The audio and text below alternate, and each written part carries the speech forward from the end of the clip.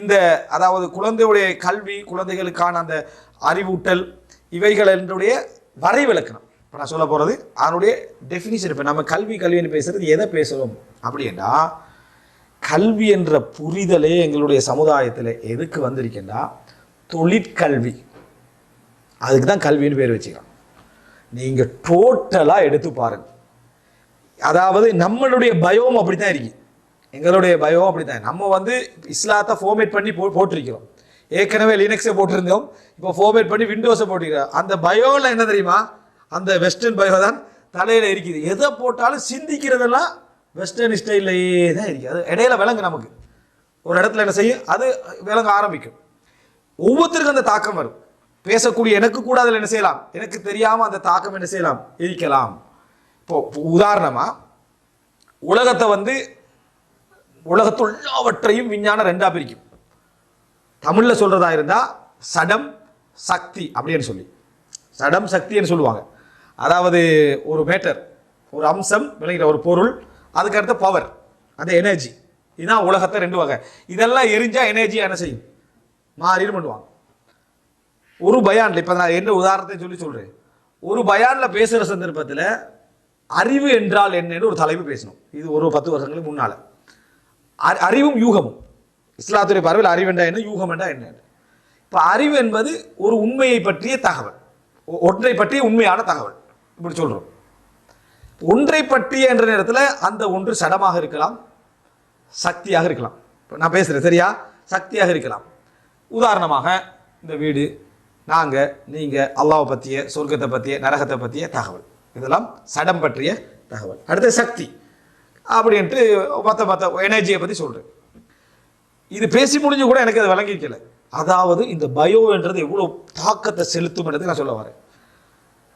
அதுக்கு பிறகு சூஃபிகளில் சிலர் அந்த கிளிப்பை எடுத்து போட்டு இணை வைக்கும் வஹாபின்னு தலை போட்டாங்க. இணை வைக்கும் வஹாபி. அப்போ வஹாபி இணை வைக்க மாட்டாருன்னு அதில் சொல்லிட்டாங்க. விளங்கிட்டா, இணை வைக்கும் வஹாபி உங்களோட உள் மனசு சொல்லுது, வஹாபி இணை வைக்க மாட்டாரு அப்படின்னு. அது பூரா விளக்கம் சொல்லுவாங்க. நீங்கள் இணை வைக்கிற இல்லைன்னு வாதிக்கிறதால தான் நாங்கள் அந்த தலைப்பு போட்டோம்னு சொல்லுவாங்க.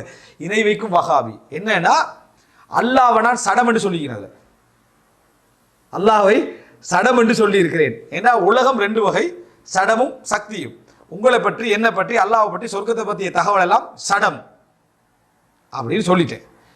இதை வச்சு இன்னொரு சகோதரர் எடுத்து என்ன சொல்றாங்கன்னா, எல்லாமே அல்லாஹ்வுடைய கொள்கை எப்படி வரும், இன்னொருத்தர் ப்ராஜெக்ட் பண்றாரு அதே தலைப்பு வச்சு. எல்லாமே அல்லாஹ்வுடைய சிந்தனை வருவதற்கு ஒரு உதாரணம் பாருங்க. இவர் ஒரு தௌஹீத் சகோதரர் இந்த பாருங்க பேசுறாரு, இறைவனை சடம் என்ற பாதைக்குள்ள சேர்க்கிறாரு. அப்ப எல்லாமே அல்லாஹ்வுடைய சிந்தனை எப்படி வரும்னா, இந்த சடமெல்லாம் எரிஞ்சா சக்தி ஆகும், சடமெல்லாம் எரிஞ்சா சக்தி ஆகும். ஸோ சக்தி என்றதான் எல்லாமே அல்லாஹ்வுடைய சிந்தனைக்குள்ள வருவதற்கான காரணம் எடுத்து இதாகும். இப்படி அப்ப நமக்கு இந்த தவறு ஏன் நேர்ந்துச்சு? நம்ம அக்கீதா புத்தகங்களை வாசிக்கிறோம், அக்கீதா விளங்குறோம், விளங்கி வச்சுக்கிறோம். எப்படி நேர்ந்துச்சுன்னா, இந்த கல்வி, இந்த மேற்கத்தைய கல்வி எங்களுக்கு மூணாவது ஒன்றை சொல்லி தரல. சடம் சக்தி ரப்புல் ஆலமீன். இதை பிரிச்சு எப்படி தெரியுமா, சடமையும் சக்தியையும் படைச்சவன் யாரு, ரப்புல் ஆலமீன். அதை விதிவிலக்கா எங்களுக்கு சொல்லி படிப்பிச்சிருக்கணும். சடம் சக்தி ரெண்டும், அதான் உலகமே சடமும் சக்தி, சந்தேகமே இல்லை. உலகமே சடமும் சக்தியும் தான், இது ரெண்டும் தான். இது எல்லாத்தையும் உருவாக்கினவர் ரப்புல் ஆலமீன். அது விதிவிலக்காக சொல்லியிருக்கிறோம். விதிவிலக்காக சொல்லணும் என்றது எங்களுக்கு படுது. ஆனால் பேச்சில் எங்களுக்கு தெரியாம என்ன செய்யும் வரும். காரணம் கல்வி. காரணம் என்ன, கல்வி. அப்ப எனவே கல்வி என்றது அதனுடைய தாக்கம், அதனுடைய விளைவுகளை பத்தி இல்லைங்க நான் பேசல. கல்வி என்றது எங்களுடைய மக்களுடைய சிந்தனையில என்ன இருக்கேன்னா, இதை நான் சொல்ல வந்தது கல்வி என்றா என்ன எடுத்துக்கல, நம்ம எப்படி சிந்திக்கிறோம் என்றா கல்வியை பத்தி, அந்த மேற்கத்திய உலகம் நமக்கு போட்டிருக்கக்கூடிய அந்த அத்திவாரத்துக்கு கீழால தான் என்ன செய்யறோம், நம்ம சிந்திக்கிறோம். அந்த சிந்தனைக்கு ஒரு உதாரணம் சொல்றேன் கேளுங்க. நிறைய உதாரணங்கள் சொன்னாதான் நம்ம தவறா சிந்திக்கிறோம். உதாரணம், உங்களோட ஒய்ஃப் படிச்சுக்கிறாங்களா அப்படின்னு யார்ட்டா கேளுங்க. இல்லை அவ்வளோ எல்லாம் படிக்கலை அப்படின்வாங்க. இதுவரை +2 வரை படிச்சுக்கிறேன். அப்போ 12 வருஷம் படிக்கலையா? அந்த 12 வருஷம் படிக்கவே இல்லைன்றாங்க. ஏன் இவ்வளோ அநியாயம்? நீங்கள் இதை ஒரு ஜென்ரல் நாலேஜாக சிந்திங்க. நான் இது சொல்கிறதெல்லாம் வெறும் கற்பனையில் சொல்லலை. இஸ்லாமிய அறிஞர்கள் கல்வி எப்படி பார்த்தாங்கன்னு புரியுற டைமில் உங்களுக்கு இது விளங்கும். இதெல்லாம் டோட்டல் குப்பைகளை நம்ம என்ன செய்கிறோம், பேசிக்கில் வச்சுக்கிறோம். இதையே இப்போ நம்ம சொல்கிற டைமில் ஒருத்தர் ஒரு ப்ரொஃபஸர் கேட்டார் வைங்களே, தம்பி சும்மா என்ன செய்யுது பேசிக்க, அவர் அப்படித்தான் பார்ப்பார். ஏன்னா அவர்கிட்ட பயம் அப்படித்தான் இருக்குது. அவரை குறை சொல்ல இல்லாது. இது ஃபார்மேட் பண்ணி மாத்துறது இல்லையே, கம்பெனியே மாத்தணுது, விளக்கிட்டா. அது அந்த மாதிரி ஒரு சிச்சுவேஷன். அப்போ 12 வருஷம் அவங்க படிச்சுக்கிறாங்களா? அவள் அவ்வளோ படிக்கலை என்றார் இவர். காரணம் யூனிவர்சிட்டி போனேன். சரி, இப்போ இவர் என்ன டாக்டர்? எம்பிபிஎஸ்ஸா அப்படின்னு. அது என்னடா யூனிவர்சிட்டி முடிச்சு ஒரு 4 வருஷம் முடிச்சு ஒருத்தர் மெடிக்கலில் முடிச்சு அவர் எம்பிபிஎஸ்ல இருக்கிறாரு. அவரை டாக்டராகவே கொஞ்சம் பேர் சொல்கிறாங்க. இல்லை, எம்பிபிஎஸ் ஊசி குத்துறது என்னது, இந்த மூக்கில் எடுக்கிறது அந்த லெவலில் உள்ள. அப்படின்னா இந்த சமுதாயத்தில் பொருளாதாரத்தை வச்சு தான் கல்வியோட ரேஞ்சை தீர்மானிக்கிறான். எவ்வளவு செலரி கொடுப்பான், அதான் காரணம். அந்த எம்பிபிஎஸ்க்கு அந்த இது கொடுக்கறதுக்கு காரணம், அவன் ஒரு ஊரில் வந்து 20 வருஷமா ஒருத்தர் மருந்து கொடுத்துட்டு இருப்பாரு. பழைய டாக்டர் இப்போலாம் எக்ஸ்பயர் ஆகிட்டாங்களா அவங்கெல்லாம், இந்த புதுசாக ஸ்பெஷலிஸ்ட் வந்துக்கிறாங்களே இப்போ. அதனால் இந்த குரூப் ஒருத்தர் கணக்கு எடுக்கிறது இல்லை. நம்ம யார்கிட்ட ஒரு 25-30 வருஷமாக மருந்து எடுத்து தெரியுமோ அவர் ஒரு மூளைக்கு போட்டாங்க. அவர் வந்து பழைய மருந்து தான் அவர் கொடுப்பாருன்னு போட்டாங்க. என்ன காரணம்? ஸ்பெஷலிஸ்ட் எவ்வளோ எடுக்கிறாரு? 1000, 1500, 2000 எடுக்கிறாரு. அவர் போய் ஒரு நிமிஷம் கூட அவரோட நம்ம பேசுகிறோம். ஒரு நிமிஷம் ஓகே இந்த ரைட்டு, அவர் ஃபார்மசி பிஸ்னஸ் பண்ணுறவர் விளங்கிட்டா, அவர் எடுத்து அவர் அனுப்பிடுறாரு. எல்லா டாக்டர் மாதிரி சொல்லுவார், நல்ல முறையில் பேசுவாங்க, அது ஒரு சப்ஜெக்ட் அனுப்பிடுறாங்க. அவரை மதிக்கிறோம். இவர்கிட்ட போனீங்க 10 நிமிஷம் பேசிட்டு இருப்பாரு. வாப்பா என்ன செய்கிறாரு, எப்படி அவர் இப்போ நல்லா இருக்கிறார், முந்தி இதுக்கு மருந்து எடுக்க வருவார், 10 நிமிஷம் பிடிக்கும். அவர் வேலை இல்லாததுக்கு என்ன செய்கிறாரு, பேசிட்டு இருக்கிறார். அவருக்கு ஒரு விளக்கம், பிஸ்னஸ். அப்போ என்னடா, இந்த சமுதாயத்தில் இலவசமாக இருக்க வேண்டிய, இஸ்லாமிய அரசு இலவசமாக கட்டாயம் கொடுக்க வேண்டிய ஒன்று கல்வி. இஸ்லாமிய அரசு கட்டாயம் கொடுக்க வேண்டிய இலவசமான ஒன்று மருத்துவம், அடுத்தது கல்வி. ஆனால் அது ரெண்டும் தான் இன்றைக்கு என்னது சர்வதேச பிஸ்னஸ் ஆக்கப்பட்ட. அதனால கல்வி இப்போ பிஸ்னஸ். கல்வி வந்து பிஸ்னஸ். ஒரு தந்தை தைரியமாக தன்னை மகனை டாக்டர் ஆக்கிறதுக்காக ஊட்ட விற்கிறார், சொந்த ஊட்ட. காரணம் இன்வெஸ்ட் பண்ணுறார். காரணம் என்ன? இன்வெஸ்ட் பண்ணுறார். அவர் கல்வியை தான் அவர் என்ன செய்கிறார், இலக்காக வைக்கிறார். கொஞ்சம் பயானுகள் அப்படி இப்படி கேட்டிருந்தா, சேவைக்காக வேண்டி தான் நாங்கள் பண்ணுறோம். சேவை மனப்பான்மை இல்லாமலாம் எதுவும் நம்ம என்ன செய்யலை, நம்ம செய்யலை. சேவை மனப்பான்மையோட தான் பண்ணுறோம்னு ஒரு பகுதி தான் வச்சுக்கலாம். ஸோ கல்வி இன்றைக்கு பார்க்கப்படுறது பணம். ஒரு பிள்ளைய ஸ்கூலுக்கு அனுப்புகிறாங்க, பாடசாலைக்கு அனுப்புகிற நேரத்தில் எப்படி அனுப்புகிறாங்க அப்படின்னு சொன்னால், பாருமக வாப்பட கடனை பாரு, பாப்பா என்ன கஷ்டப்பட்டு உன்னை படிக்க வைக்கிறாரு, நீ தான் வாப்பட கடனை அடைக்கணும். அதுக்கு தான் என்ன செய்கிறாரு, ஸ்கூலுக்கு என்ன செய்கிறார் போகிறார். ஒன்று பிள்ளைகிட்ட கேட்குற ஆசிரியர் கேட்குறாரு, நீ வந்து எப்படியா உருவாகணும், யாரும் ஆசிரியராக உருவாகணும்னு சொல்கிறது இல்லை. ஏன்னா அவரை சம்பளம் குறைவு, அவரை மாதாந்தத்துக்கு குறைவு, எவ்வளோ உருவாகணும். அப்போ ஆசிரியர் கேட்குறாங்க, யாருமே உங்களோட ஒருவர் ஆசிரியர்னு சொல்றது இல்லையே என்று டக்குண்டு அந்த ஆசிரியரும் அந்த நேரத்தில் மார்க்கப்பட்டுள்ளவராக மாறிடுறாரு. தமிழை அதை இந்துக்களாக இருக்கலாம், அல்லது என்னது இந்த பௌத்தர்களாக இருக்கலாம், முஸ்லீம்கள் எல்லாரும் மார்க்கப்பட்டுள்ளவா மாறி அன்னை பிதா குரு தெய்வம். அந்த அவன் சொல்லலே, அவன் ஆசிரியர்னு சொல்லலை, அவன் வைத்தியர் இன்ஜினியர் என்ற உடனே அன்னை பிதா மாதா பிதா குரு தெய்வம் அப்படின்றாங்க. சரியா? அடுத்த ஒரு இஸ்லாத்தில் உள்ளவர் அவர் என்ன சொல்லுவாருன்னா, ஒரு ஹர்ஃப் மன் தஅல்லம ஹர்ஃபன் ஃபஹுவ அப்துன். ஒரு எழுத்தை படித்தாலும் அவர் அடிமை.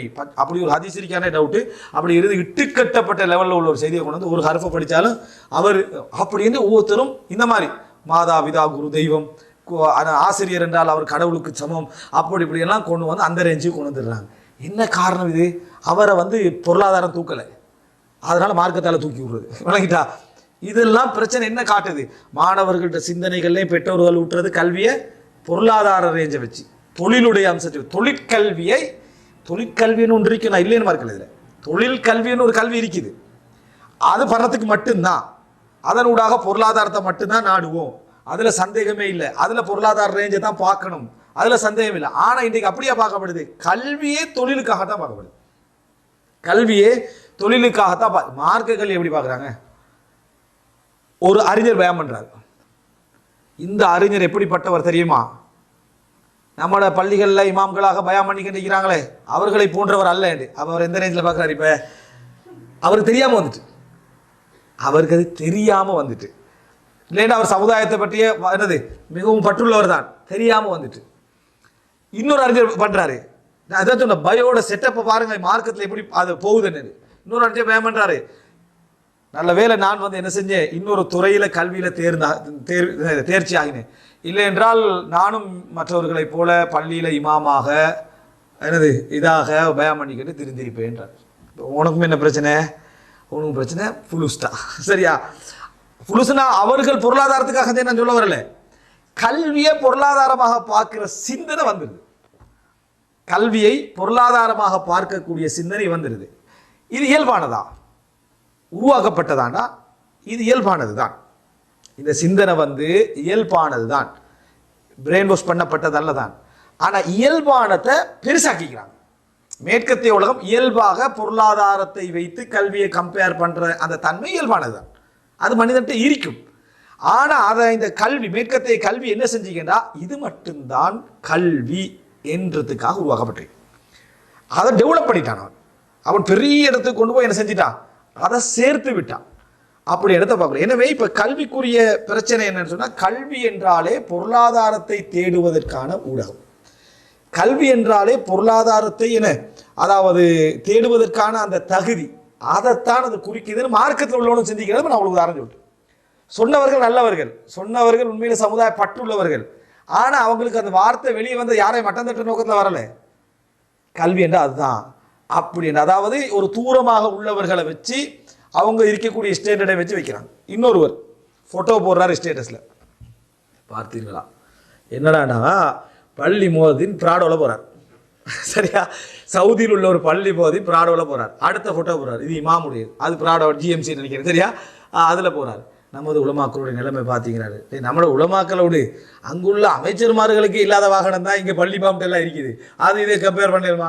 இவருடைய அறிவு என்னடா, பள்ளி மாமட்டா பிராடோவில் போகணும், எங்களோட சமுதாயத்தில் உள்ள எல்லாரும் பிராடோவில் போகணும், அப்போ தான் இஸ்லாமிய ஆட்சியா, அப்போ தான் சரியான இடத்துக்கு வந்திருக்கா. இது என்ன விளக்கன்னு எனக்கு விளங்கல. இஸ்லாமிய வரலாற்று அப்படி ஒத்துழைமை இருக்கலையே. இஸ்லாமிய ஆட்சி நடந்துகிட்டு இருந்த சஹாபாக்கள காலத்திலே அப்படி இருக்கலையே. தவறான பிழை, தவறான ஒரு அந்த பார்வை விளங்கிட்டா தவறான. எனவே மார்க்க கல்வியை கொண்டு வந்து எதில் ஜாயின் பண்ணிக்கிறாங்க? பொருளாதாரத்தில். நல்ல நல்ல படித்த உலமாக்களை அப்படி தான் என்ன செய்கிறாங்க, நோக்குகிறார்கள் என்றதை நம்ம எப்பயுமே என்ன செய்யணும், புரிஞ்சுக்கொள்ளணும். இந்த மாதிரி இமாம், அதாவது இமாம் இப்னு தைமிய்யா தெளிவாக சொல்கிறார், மார்க்க பணி, மார்க்க கல்வி, மார்க்க பிரச்சாரம் எல்லாமே வறுமை சார்ந்தது. வறுமை சார்ந்தது. எந்த அளவுக்கு அவங்களுக்கு பொருளாதாரம் கொடுக்கப்பட்டிருக்குதோ அந்த அளவுக்கு அவங்களோட சிறப்பில் குறைக்கப்பட்டிருக்குன்றார். அப்படின்னு சொல்லிட்டு அந்த அந்த அந்த சுலைமான் அலைஹிஸ்ஸலாத்துடைய விஷயங்களை, தாவூத் அலைஹிஸ்ஸலாத்துடைய விஷயங்களை எல்லாம் என்ன செய்யறாரு, கொண்டு வந்து காட்டுறாரு. அப்போ ரசூல் ஸல்லல்லாஹு அலைஹி வஸல்லம் என்னது, மாமின் நபின் இல்லா வகத்ர அல் கனம், எந்த நபியாக இருந்தாலும் ஆடு மைப்பாளராகத்தான் என்ன செஞ்சுக்கிறாங்க, இருந்திக்கிறாங்க அப்படின்னு சொல்றாங்க. எனவே சிறப்பு என்றது பொருளாதாரத்தின் ஊடாகத்தான் என்ற பார்வை மார்க்கத்தை படித்தவங்களோட சிந்தனையில இருக்குது. ஸோ இங்கே மாற்ற கல்வியுடைய பார்வை அப்படி தளம்பி போகிறதுக்கான காரணம், நம்ம மார்க்கத்தை கொண்டு வந்து டேட்டாவில் நல்லா இருந்தாலும் சிந்திக்கக்கூடிய இங்கே அடிப்படையில் போடப்பட்டிருக்கிறது எல்லாமே மேற்கத்தைய சிந்தனைகள், மேற்கத்தைய சிந்தனைகள். அதனால் சிந்திக்கிற விதமே தவறு. நான் உங்களுக்கு நிறைய, எனக்கு ஒவ்வொரு உதாரணங்கள் இந்த சப்ஜெக்டை நான் எடுத்து வந்தேன், தாண்டிய உதாரணங்கள் வந்துக்கிட்டு இருக்கி விளங்கிட்டா. உதாரணமாக எல்லாரும் சொல்லுவாங்க, அவன் பருவ வயசு தானே, நம்ம அந்த இளம் வயசு விஷயத்தில் பேசியிருந்தோம், பருவ வயசு தானே அவன் அப்படி தான் இருப்பான் அப்படின்னு. யார் உங்களுக்கு கொண்டு வந்து சேர்த்தது இதை? நீங்கள் என்றைக்காவது குர்ஆன் ஹதீஸில் பார்த்தீங்களா? பருவ வயசுண்டா இதாண்டு இப்படி தான் இஸ்லாம் சொல்லி பார்க்கலாம். அவன் போட்டது தான் அது. டீனேஜ்னா பசாதுக்காரன், ஃபித்னாக்காரன் விளங்கிட்டா, அவன் நல்லா இருக்க மாட்டான். 40 வயசாகிட்டா நோயாளி விளங்கிட்டா, 40 வயசாகிட்டா நோயாளி. 60 வயசு கிழவனுக்கு எனக்கு திருமணம், இதில் யார் சொன்னது? நீங்கள் குர்ஆன் செட் உங்களுக்கு நிரூபிக்கணுமா? இதெல்லாம் இயலாது. சமூக ரீதியான பிரச்சனை, சமூக ரீதியாக போடப்பட்ட அந்த அடிப்படை, ஒரு மேற்கத்திய கலாச்சாரத்துடைய தாக்கம் அதுதான். இதில் தான் இந்த சொற்களை நிறைய விரும்புறது, பேச வைக்கிறது. அதில் தான் ஒரு மனிதனுக்கு நம்ம ஆலோசனை சொன்னோம், நசீகத்து சொன்னோம், ஆறுதல் சொன்னோம், அதில் கவுன்சிலிங் பண்ணோம் அப்படின்னு எடுத்தால் அவரே திருப்தி அடைகிறார். அவர் ஒலம்பிப்பார் விளங்கிட்டா, அவர் வந்து ஒலம்பி இருப்பார் விளங்கிட்டா. ஒன்றுமே இல்லை, குர்ஆனிலிருந்து ஹதீஸிலிருந்து ஒரு செய்திகளை சொல்லி மன ஆறுதலை கொடுக்குறன்றது ஒரு பகுதி. குர்ஆனிலிருந்து ஹதீஸ்லேருந்து மன ஆறுதலை கொடுக்குறன்னு ஒரு பகுதி. சும்மா உட்காந்துட்டு அவரை வேலையே உட்காந்து பேசுறது விளங்கிட்டா. அவர் உட்காந்து அவர் கேட்டு எல்லாம் பேசும்போது பிரச்சனை தீர்ந்ததா நினச்சி ஒரு இதை கொடுத்துறா. அது சப்ஜெக்டே வேறு, அது விளங்கிட்டா. அதை நினச்சிடுறாவே, நினச்சிட்டு இது அப்போ இதெல்லாம் நீங்கள் என்ன நினைக்கணும்னா, கல்வி என்ற பார்வை தவறி போவது. இப்போ நான் சொல்லிட்டு இருக்கிறது வேறு சப்ஜெக்ட். கல்வி என்ற பார்வை தவறி போவதற்கான காரணம் நம்ம சிந்திக்கின்ற விதம் தவறு. எனவே அடிக்கடி நீங்கள் யோசிக்க வேண்டிய விஷயம், நம்ம எதை சிந்திக்கிறோமோ அதை மட்டும் கொஞ்சம் குர்ஆன் ஹதீஸோட ஒப்பிட்டு போக வேண்டாம். நம்ம சிந்திக்கிற அந்த அப்போ அந்த மோல்டு பண்ணி வச்சுக்கிற அந்த இடம் இருக்குதே, இது குர்ஆன் ஹதீஸில் இருக்குதான்னு பாருங்கள், மற்ற எல்லாமே சரியாகிடும். மற்ற எல்லாமே என்ன செஞ்சு சரியாயிடும். இதில் ஒவ்வொரு பகுதிகளை சிந்திக்க நான் அடிப்படையே தவறுன்று கிளைகளை வந்து ஒப்பிட்டுக்குன்னு குர்ஆன் ஹதீஸில் இருந்தால் என்ன செய்யறது? கிளை உதாரணம் பள்ளிக்குள்ள போகிறது. இது எப்படின்னா, ஒருத்தர் வந்து கேட்குறாரு, ஃபார்மசி எடுத்து போகிறேன் ஹதீஸ் ஒன்று சொல்லுங்கன்றாரு. எப்படி இது ஃபார்மசி எடுத்து ஒரு ஹதீஸ் என்ன, இந்த ஹதீஸ் சரியாக வருமா? அவர் டக்குன்னு அந்த ஆலிம் ஹதீஸை கொடுத்துட்ரு, ஃபார்மசி திறக்க போகிறாரு, ஹதீஸை கேட்டீங்க. இவர் என்ன யோசிக்கணும்னா ஃபார்மசி திறக்க போகிறாரு, ஹதீஸை கேட்டிக்கிறாரு, கொடுப்போமான்னு யோசிக்கக்கூடாது. ஃபார்மசிக்கு ஹதீஸ் கொடுக்கணுமான்னு யோசி. அதைத்தான் நான் சொல்ல வரேன். அவருக்கு என்ன ஹதீஸ் மெச்சாக யோசிச்சு குர்ஆன் ஹதீஸ் அடிப்படையில் ஃபார்மசி திறக்கப்படுதான். அத்தனையும் ஜாகிலியத்தை குளிக்கிறது. மருந்து நிர்பந்தத்தை குடிச்சிட்டீங்கிறோம், ஆள் கொள்ற பிஸ்னஸ் நடந்துட்டீங்கிறது உலகத்துக்கே தெரியுது. அதில் வந்து வேறு என்ன செய்கிறாருன்னா என்ன, அதுக்கு குர்ஆன் ஹதீஸ் தேடி இஸ்லாமிய அடிப்படையில் ஃபார்மசி. அவர் ஹதீஸை போட்டாரா இல்லை? என்ன ஹதீஸ்? அல்லாஹ் தஆலா எந்த நோயை இறக்கினாலும் மருந்தை இறக்கி இருக்கிறான். அரஃபஹு மன் அரஃபஹு வ ஜஹிலஹு மன் ஜஹிலஹு. எனவே ஸ்டார் ஃபார்மசி போங்க. நடக்குது. ஒருத்தர் சொல்றாரா இன்டர்நேஷனல் ஸ்கூல் திறக்க போகிறேன், ஹதீஸை தாங்க. அந்த மௌலை பார்க்குறாரு. சுப்ஹானல்லாஹ், மக்கள் வந்து என்ன மார்க்கப்பட்டில் இப்போ என்ன செய்கிறாங்க, வந்து பிரச்சனையை சொல்கிறேன் எங்கே மார்க்கப்பட்டில் வளர்ந்து கட்டிக்கிறாங்க. என்ன ஹதீஸை கொடுப்போம்? தலபுல் இல்மி ஃபரீதத்துன் அலா குல்லி முஸ்லிம். அறிவை தேடுவது ஒவ்வொரு முஸ்லிமின் மீதும் கடமை. 50,000 அட்வான்ஸ் ஸ்கூலுக்கு கலக்கிட்டா அவங்களுக்கு என்னது டொனேஷன். அதுக்கு டொனேஷன் உலகத்தில் வந்து கேட்டெடுக்கிற டொனேஷனா அதை அப்படி ஆக்கி வச்சுக்கிறான். அதை கேட்டுட்டு போகிறான். டொனேஷன் 50,000 கொடுக்கும். அது எப்படி டொனேஷன் 50,000 டொனேஷனா நீ டொனேட் பண்ணுறது விளங்கிட்டா, அவன் அப்படி கொடுத்துக்கிறான். பைபோசா கிட்னியை டொனேட் பண்ணிடுமா இல்லை, அது மாதிரி ஒரு பகுதி 50,000 கொடுத்துருவாங்க. தலபுல் இல்மி ஃபரீதத்துன் அலா குல்லி முஸ்லிம். ஒரு கரஞ்சீரகம் எடுத்து ஒரு பெரிய கம்பெனி நடத்துகிறான், பிழை இல்லை, நடத்தி மருத்துவம் உடனே அதுக்கு ஒரு ஹதீஸ் ஹப்பத்து என்னது ஹப்பத்து சௌதா என்னது ஷிஃபா உன் மின் குல்லிதா இல்லை சாம. கரஞ்சீரம் வந்து எல்லாத்துக்கும் மரணத்தை தவிர. இதே அல்லாஹ் சொந்த கம்பெனியாக சொன்னார் ரசூலுல்லாஹி.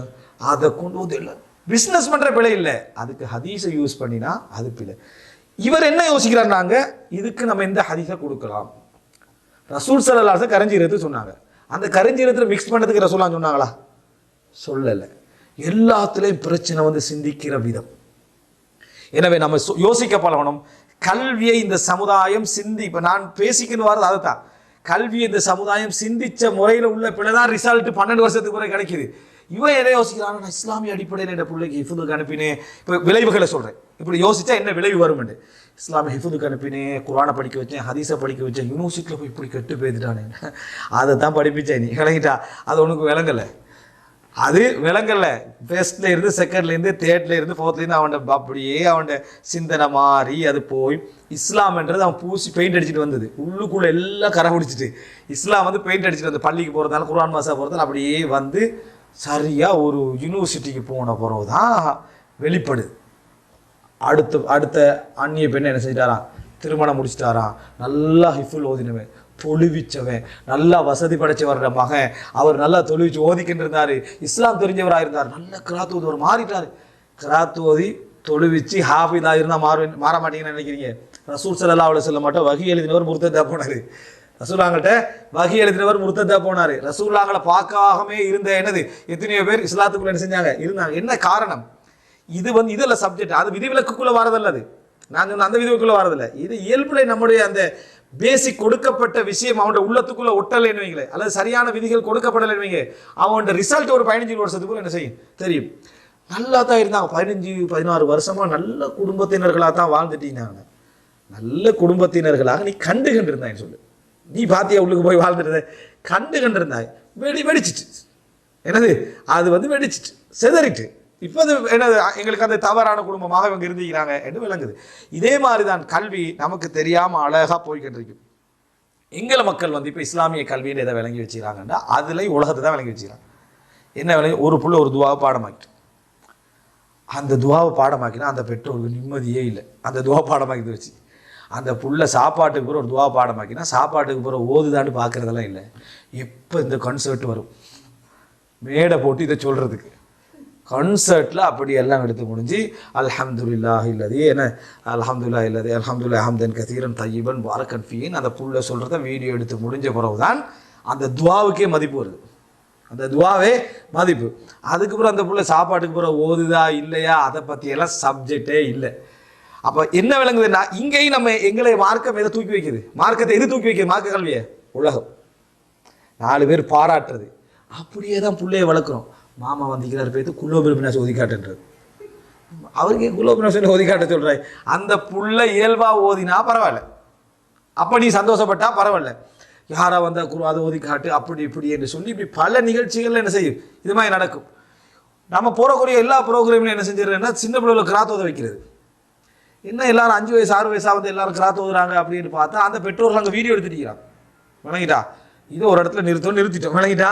அதோடு அது ஸ்டாப். குர்ஆனுக்கு மரியாதை கொடுத்து குர்ஆன் நீங்கள் குர்ஆனை ஓதி தான் ஆரம்பிக்கணும்னா பெரியவங்க வந்து ஓதுங்க. பெரியவங்க ஓத தெரியாது. 90% என்னது ஓத தெரியாது. புள்ள ஓதுறதுல சந்தோஷம் அடைஞ்சிட்டு பெருமை வேற என்ன, என்ன புள்ள மாஸ்டர் நல்லா குர்ஆன் எனக்கு கூட ஓத தெரியாது. நீ ஜாகிலா இருந்ததுக்கு புள்ள சிறப்பு வருமா? இவரில் ஜகில வச்சு புள்ளையோட இல்ம ஒப்பிடுறது.